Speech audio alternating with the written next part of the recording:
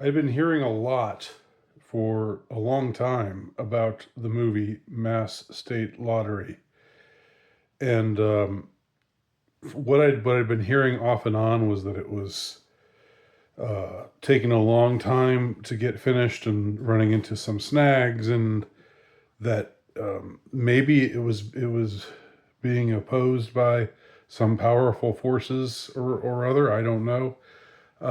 These were this was the sort of These were the sort of indications that I was getting anyway from what I was just hearing about, and none of it was from anybody that I knew all that well, but just the general gist of what I understood to be the case. And I also understood that the the makers of this movie, specifically this this man who goes by the name Low Res Wonder Bread. He has a show under that name, where he talks about movies and such.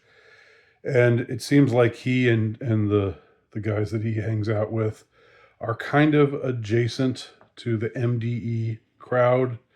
Um, they're both geographically in the same general area, the New England, the northeastern sector of the country.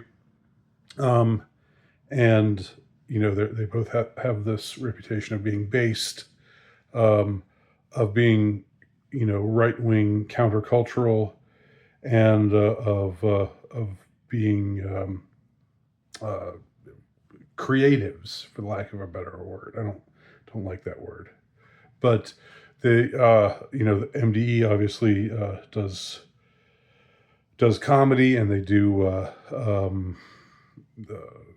filmed sketches that some of which are a lot of which are comedy, and some of which I would say transcend comedy. And it seems that Low Res Wonder Bread also is a cinema enthusiast. So the fact that he was, you know, to one extent or another blacklisted, that he was anti-establishment, that he seemed to be held at a distance from the establishment, and that he had this movie that was coming out that looked interesting.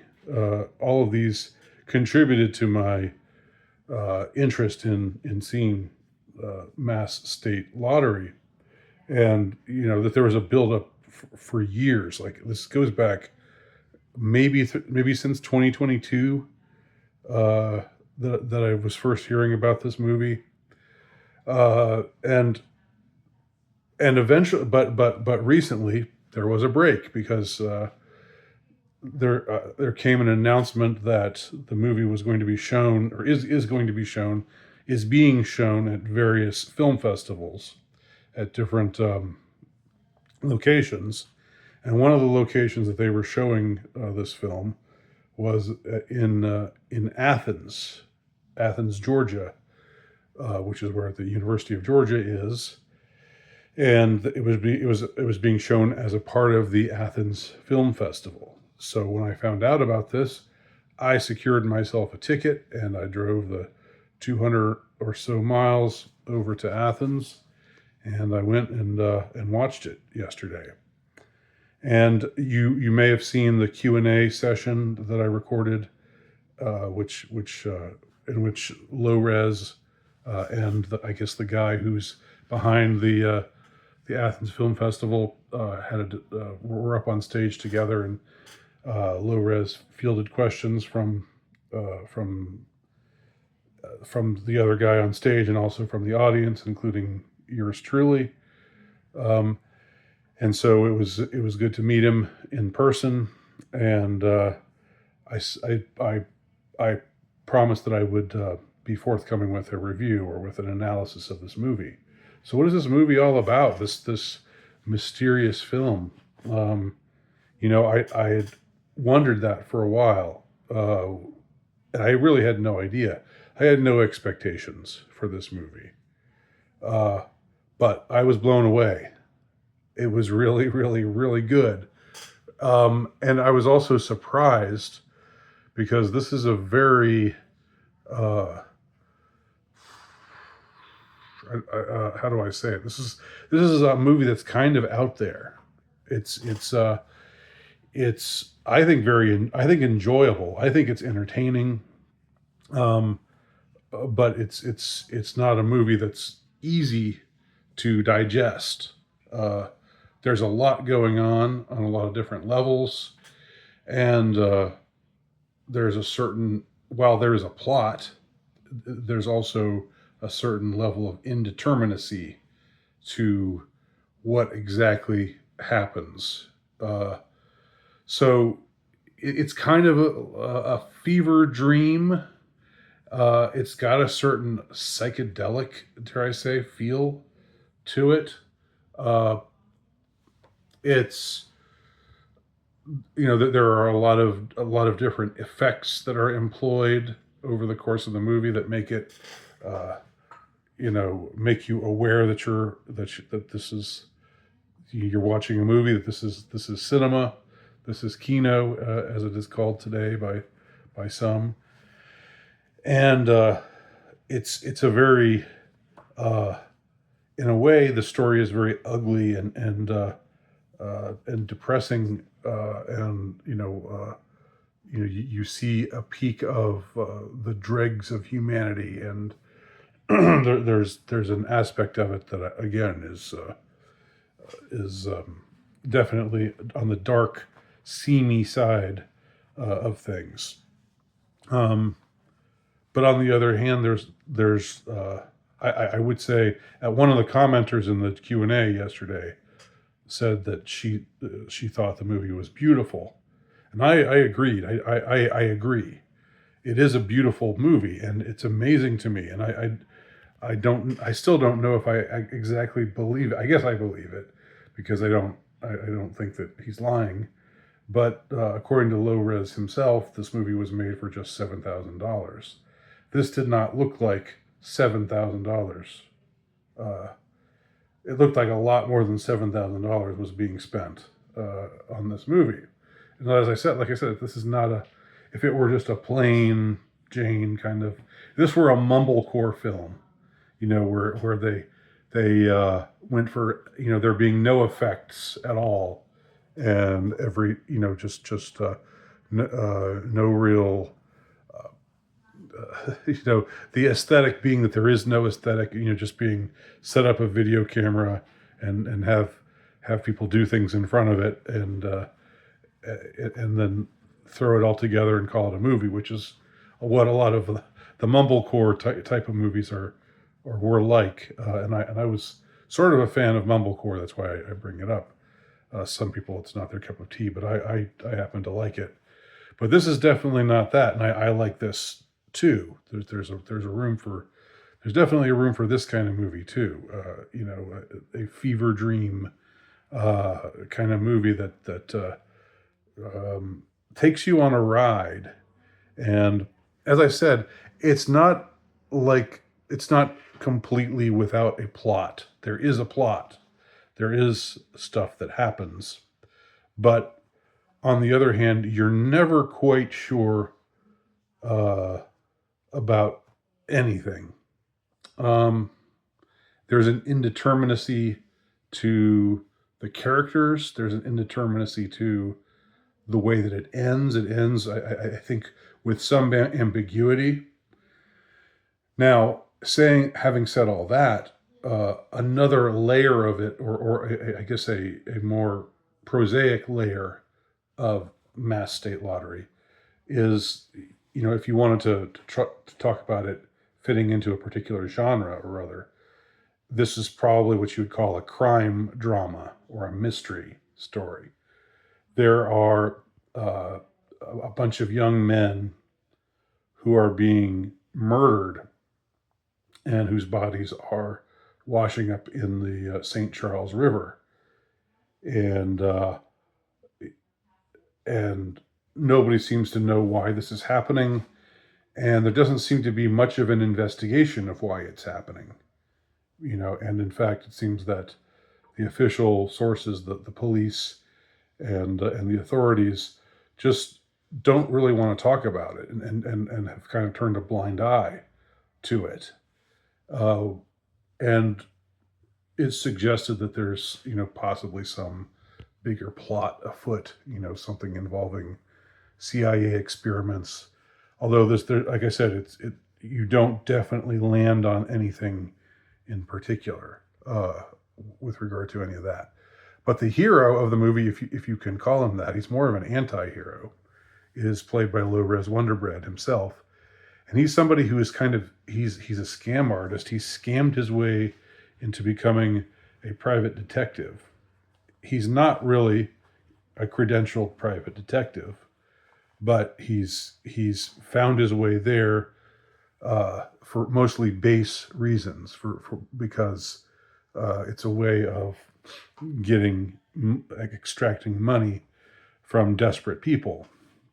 And so he decides to take this case of the St. Charles River murders, in which young men, exclusively young men, are being murdered, and a bunch of them, as I said, have washed up in the frozen river. There's lots of ugly but beautiful shots of this river, and of fish, fish heads, and then we see a hand. So there's a woman walking on the beach, and suddenly she sees a frozen human hand, and she screams.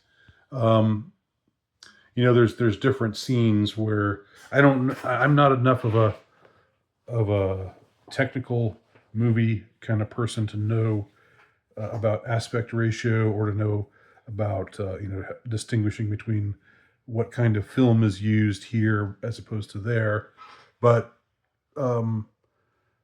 there's it's there are a lot of effects. There are a lot of there's a lot that happens that make it that causes the story to come to us in a very non-prosaic way, in a poetic sort of fashion, in a mesmerizing kind of fashion, that as I said, helps the story along, but also adds a layer of mystery to everything. And since the main character is an unreliable narrator, and I've had I've grown tired of some people who talk about unreliable narrators lately, because talking about an unreliable narrator isn't just license to say, maybe none of it exists. Maybe none of it actually even exists. Which just seems like people do way too often. They give themselves way too much license to do things like that. And yes, it's mostly the American Psycho people who watch American Psycho and say, maybe Patrick Bateman didn't kill anyone. Maybe he didn't kill anyone because he's an unreliable narrator. And so I've grown weary of that. But in this case, you have I don't know if he's an unreliable, if it is his narration that can't be trusted. It's him. He can't be trusted. He's somebody who is obviously not. He's maybe trying to do the right thing for the wrong reason. He's trying to solve this case, to find this to find out these what these murders are all about, and to hunt down the killer, but not because he has a thirst to see justice done, but for far baser motivations. And of course, in the end, he winds up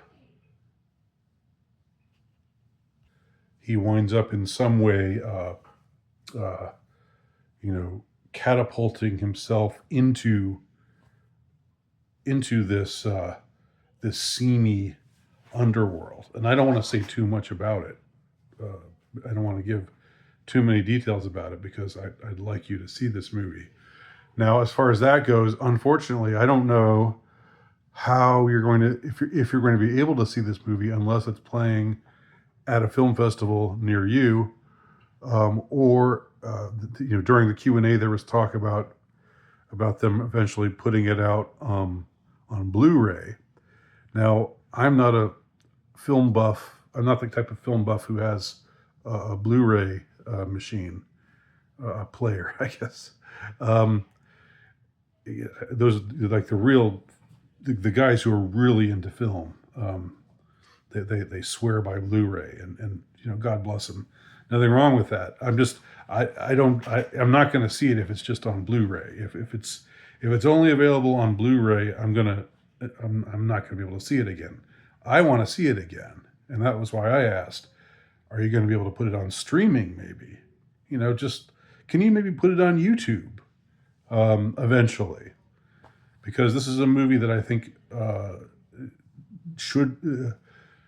it deserves to be a cult classic, and it definitely has an audience. There definitely is an audience for this movie, and hopefully it will find its way into streaming at some point in the not too distant future. But in the meantime, be on the lookout. See if a film festival is playing near you, and if they happen to be playing this movie, Mass State Lottery. If they are, then do what I did. Drive 200 miles. Drive further. Drive. Several states over if you have to, and see this movie. You will be glad that you did, and you will be supporting independent art, truly independent movie making, and that's a very that is, dare I say, a mitzvah.